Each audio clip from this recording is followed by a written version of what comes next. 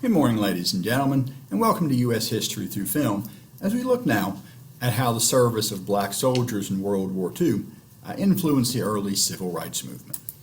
As many black veterans had hoped when they got home, their contributions to the war effort would have won them greater respect and end to discrimination. But in fact, that was not true at all. Indeed, some were attacked, beaten up, blinded, even killed for wearing their U.S. Army uniforms in the South, where some people saw it as black men getting too uppity.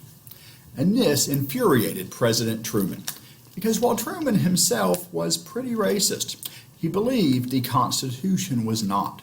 And so an attack on a soldier wearing the uniform of the U.S. Army was also an attack on the U.S. government.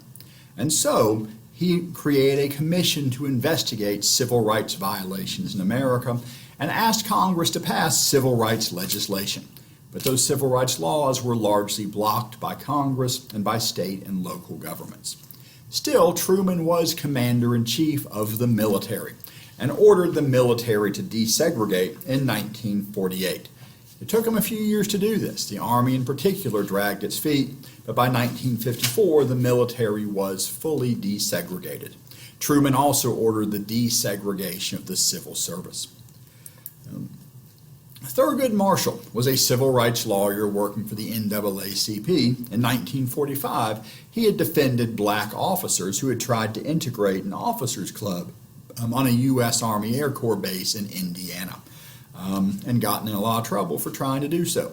It was described as a mutiny when they sought to be treated equally.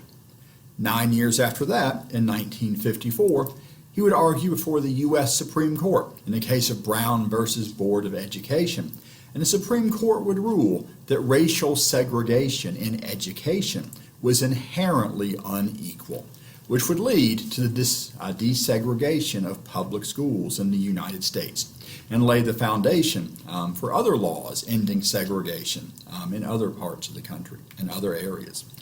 And 13 years after arguing that case, in 1967, Thurgood Marshall became the first black man to serve on the U.S. Supreme Court, where he would remain until 1991.